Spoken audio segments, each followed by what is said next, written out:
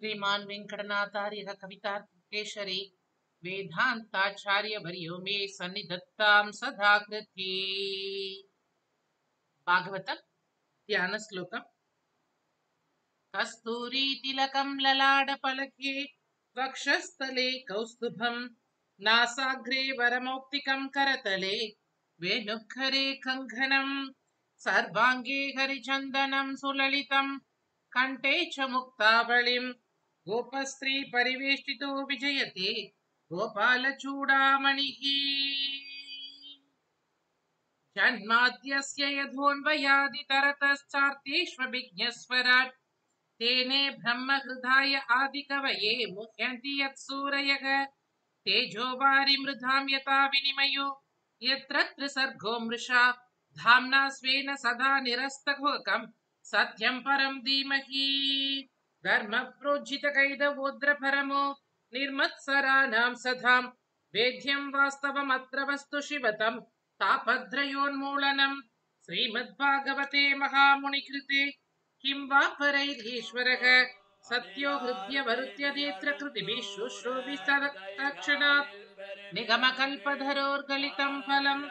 सुखमुखात् अमृतद्रव संयुतं पिबत भागवतं रसमालयं मुहुरहो रसिका भुवि भावुकाः यं प्रव्रजन्तमनुपेदमपेदकृत्यं द्वैपायनो विरह कादर आजुहाव पुत्रेदि तन्मयतया तरवोऽभिनेतुः तं सर्वभूतहृदयं मुनिमानतोऽस्मि यस्वानुभावमखिल श्रुतिसारम् एकम्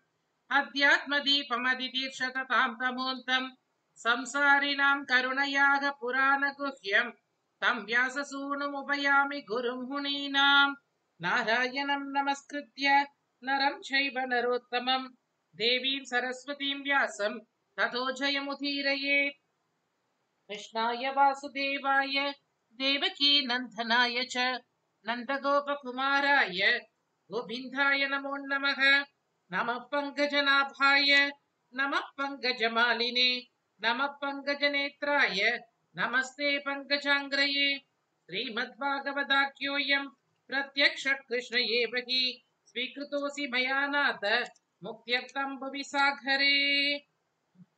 योगीन्द्राणां त्वदङ्गेष्वधिकसुमधुरं मुक्तिभाजां निवासो भक्तानां कामवर्षद्युतर्किसलयं नादत्ते पादमूलम् नित्यं चित्तस्थितं मे पवनपुरपते कृष्णा कारुण्यसिन्धो कृत्वा निःशेषतापान् प्रतिशतो परमानन्दसन्दोहलक्ष्मीम्।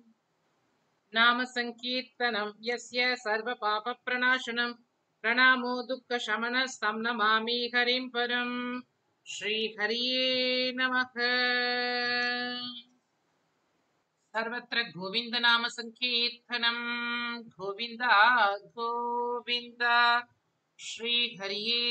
नमः। श्रीमद्भागवत माहात्म्यं முதல் அத்தியாயம்। सच्चिदानन्दरूपाय विश्वोत्पत्त्यादि हेतवे तापत्रय विनाशाय श्रीकृष्णाय वयं नुमः। यं प्रव्रजन्तमनुपेदमपेदकृत्यं द्वैपायनो विरहकातर आजुहाव पुत्रेति तन्मयतया करवोऽभिनेतुः तं सर्वभूतहृदयं मुनिमानतोऽस्मि। नैमिषे सूदमासीनम् अभिवाद्य महामतिं कथामृतरसास्वाद कुशलः शौनको ब्रवीत्। शौनक उवाच अज्ञानध्वान्तविद्वांस कोटिसूर्यः समप्रभ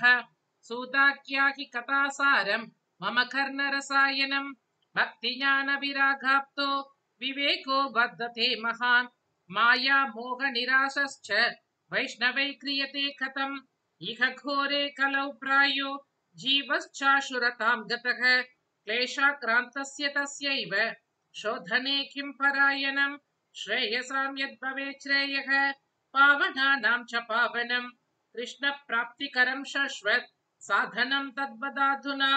चिन्तामणिर्लोकसुखं सुरद्रु स्वर्गसम्पदं प्रयच्छति गुरुप्रीतो वैकुण्ठं योगिदुर्लभं। श्रीसुत उवाच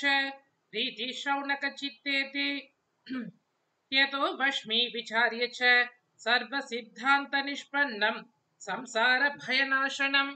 भक्तियोगवर्धनं यश्च कृष्णसन्तोषहेतुकं तदहं तेऽपि दास्यामि सावधानतया शृणु कालव्यालम्कग्रास त्रासनिर्नाशहेतवे श्रीमद्भागवतं शास्त्रं कलौकीरेण भाषितम् एतस्मात् अपरं किञ्चित् मनःशुद्ध्यै न विद्यते जन्मान्तरे भवेत् पुण्यं तथा भागवतं लभेत् परीक्षिते कथां वक्तुं सभायां संस्थिते सुखे सुधाकुम्भं गृहीत्वैव देवास्तत्र समागमन् सुखं नत्वा वदन् सर्वे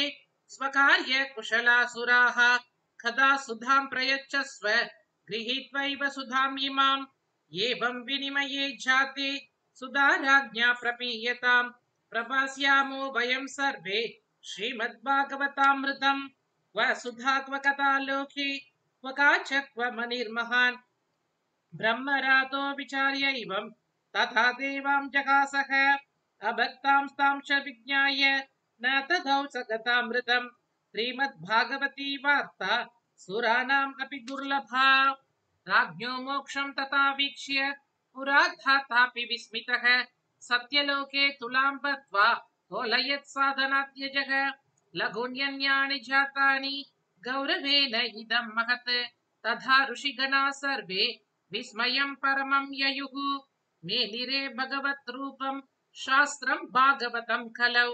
पठनात् श्रवणात् सद्यो वैकुण्ठफलदायकं सप्ताहेन श्रुतं चैतत् सर्वथा मुक्तिदायकं सनघात्यै पुरा प्रोक्तं नारदाय दयापरैः यद्यपि ब्रह्मसम्बन्धात् श्रुतं एतत् सुरर्षिणा सप्ताह श्रवणविधिः कुमारैस्तस्य भाषितः श्रीशौनक उवाच लोकविग्रहमुक्तस्य नारदस्य स्थिरस्य च विधिश्रवे कुतः प्रीतिः संयोगः कुत्र तैसः श्रीशुद उवाच अत्र ते कीर्तयिष्यामि भक्तियुक्तं कथानकं सुखेन मम यत् प्रोक्तं रहस्यं विसार्य च ये गता हि विशालायां चत्वार ऋषयो मलाः सत्सङ्गार्थं समायाता तदृशुस्तत्र नारदम् श्रीकुमारावुचुः कथं ब्रह्मन् दीनमुखः कुतश्चिन्तातुरो भवान् त्वरितं गम्यते कुत्र कुतश्चागमनं तव इदानीं शून्यचित्तोऽसि गतवित्तो यथा जनः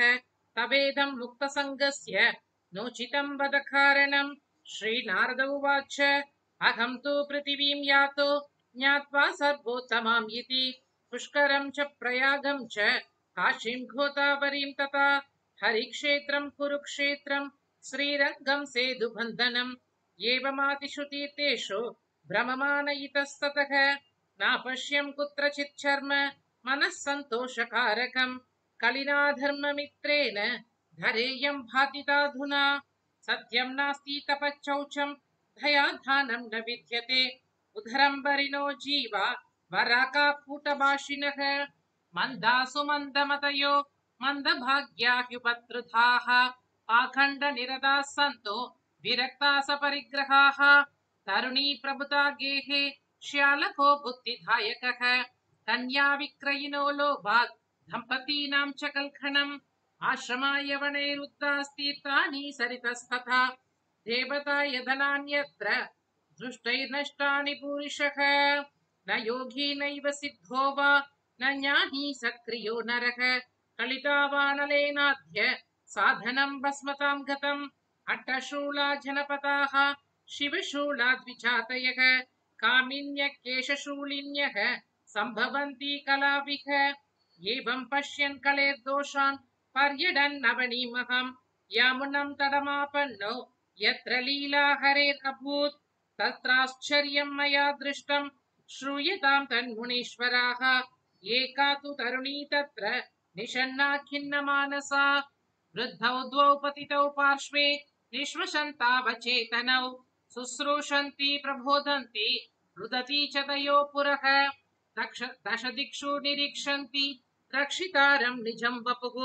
बीज्यमाना सतस्त्रीभिर्बोध्यमाना मुहुर्मुहुः दृष्ट्वा दूरात् गतः सोऽहं कौतुकेन तदन्तिकं मां दृष्ट्वा चोदिता भाला विह्वला चाब्रवीत् वचः बालोवाच भो भो साधो क्षणं तिष्ठ मच्चिन्ताम् अपि नाशय दर्शनं तव लोकस्य सर्वदा गहरं परं बहुधा तव वाक्येन दुःखशान्तिर्भविष्यति यथा भाग्यं भवेत् भूरि भवतो दर्शनं तथा श्रीनारद उवाच कासी त्वं का विमौ क्षेम नार्यका पद्मलोचनाः वद देवी सविस्तारं स्वस्य दुःखस्य कारणं बालोवाच अहं भक्तिरिति ख्याता इमौ मे तनयौ मतौ ज्ञानवैराग्यनामानौ कालयोगेन झर्झरौ गङ्गात्या सरितश्चेम मत्सेवार्थं समागताः तथापि न च मे श्रेयः सेविताया सुरैरपि इदानीं शृणु मद्वार्तां चाचित्तस्त्वं तपोधन वार्ता मे विददाप्यस्ति तां श्रुत्वा सुखमाहव उत्पन्ना द्रविडे साहं वृद्धिं कर्णाटके गता क्वचिन् महाराष्ट्रे गुर्जरे जीर्णतां गता तत्र घोरकलेर्योगात् पाखण्डैर्कण्ठिताङ्गका दुर्बलाहं चिरं याता मुद्राभ्यां सह मन्दताम् वृन्दावनं पुनः प्राप्य नवीनेव स्वरूपिणी जाताहं युवती सम्यक् प्रेष्ठरूपा तु साम्प्रतम् इमौ तु शयितावत्र सुतौ मे क्लिश्यतश्रमात् इदं स्थानं परित्यज्य विदेशं गम्यते मया जरटत्वं समायातौ तेन दुःखेन दुःखिता साहं तु तरुणी कस्मात् सुतौ वृद्धा विमौ कुतः त्रयाणां च चारित्वात् वैपरीत्यं कुतस्थितं घटते चरटा माता तरुणौ तनयाविति अतश्चोचामि चात्मानं विस्मयाविष्टमानसा वदयोगनिधे धीमन् कारणं चात्र किं भवेत् श्रीनारद उवाच ज्ञानेनात्मनि पश्यामि सर्वं एतत्तवानघे न विषादस्त्वया कार्यो हरिर्संते करिष्यति श्रीसूत उवाच क्षणमात्रेण तज्ज्ञात्वा वाक्यमूचे मुनीश्वरः श्रीनारद उवाच शृणुष्वावहिता भाले युगोऽयं दारुणः कलिः तेन लुप्त सदाचारो योगमार्गस्तपांसि च जना अगासुरायन्ते शाट्य दुष्कर्मकारिणः इह सन्तो विषीदन्ति प्रहृष्यन्ति ह्यसाधवः धत्ते धैर्यं तु यो धीमान् सधीरः पण्डितोऽथवा अस्पृश्यानवलोक्येयं शेषभारकरी धरा वर्षे वर्षे क्रमाज्जाता मङ्गलं नापि दृश्यते न त्वामपि सुतैः शाकं कोऽपि पश्यति साम्प्रतम् उपेक्षितानुरागान्तैर्जर्जरत्वेन संस्थिता वृन्दावनस्य संयोगात् पुनस्त्वं तरुणी नव धन्यं वृन्दावनं तेन भक्तिर्नृत्यति यत्र च अत्रेमौ ग्राहका भावान् न जराम् अपि मुञ्जतः किञ्चिदात्मसुखेनेह प्रसुप्तिर्मन्यतेन योः भक्तिर्उवाच कथं परीक्षिता राज्ञा स्थापितो ह्यचुचिः कलिः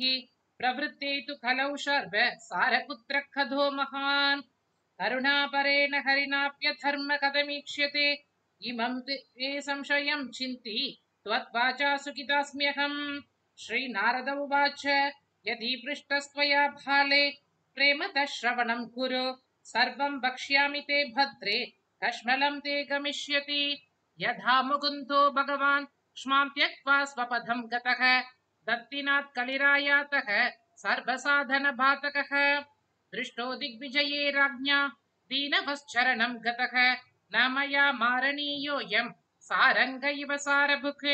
यत्फलं नास्ति तपसा न योगेन समाधिना तत्फलं लभते सम्यक् कलौ केशवकीर्तनात् एकाकारं कलिं दृष्ट्वा सारवत्सारनीरसं विष्णुरातस्थापितवान् कलिजानां सुखाय च कुकर्माचरणात् सारः सर्वतो निर्गतो गुणा पदार्था संस्थिता भूमौ बीजहीनास्तु शायता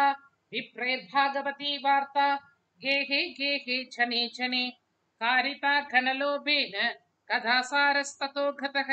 अध्युग्रभूरिकर्माणो नास्तिकारौरवा जनाः तेऽपि तिष्ठन्ति तीर्थेषु तीर्थसारस्ततो गतः कामक्रोधमहालोभ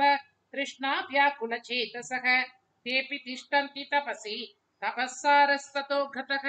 मनश्चार्जया लोभात् दम्भात् पाखण्डसंशयात् शास्त्रानभ्यसनाच्चैव ध्यानयोगफलं गतं पण्डितास्तु कलत्रेण रमन्ते महिषा इव पुत्रस्योत्पादने दक्षा अदक्षा मुक्तिसाधने न हि वैष्णवता कुत्र सम्प्रदाय पुरःसर एवं प्रलयतां प्राप्तो वस्तुसारस्थले स्थले अयं तु युगधर्मो हि वर्तते कस्य दूषणम् अतस्तु पुण्डरीकाक्ष सहते निकटे स्थितः श्रीसुत उवाच इति तद्वचनं श्रुत्वा विस्मयं परमं गता भक्तिर्ऊचे वचो भूयः श्रूयतां तश्च शौनक भक्तिरुवाच सुरर्षे त्वं हि धन्योऽसि मद्भाग्येन समागतः साधूनां दर्शनं लोके सर्वसिद्धिकरं परम् जयति जगति मायां यस्य कायादवस्थे वचनरचनमेकं केवलं चाकलय्य ध्रुवपदमपि यातो यत्कृपातो ध्रुवोऽयं सकलकुशलपात्रं ब्रह्मपुत्रं नदास्मि सर्वत्र गोविन्दनाम संकीर्तनं गोविन्द गोविन्द इति श्रीभागवतमाहात्म्यं प्रथमोऽध्यायं सम्पूर्णम्।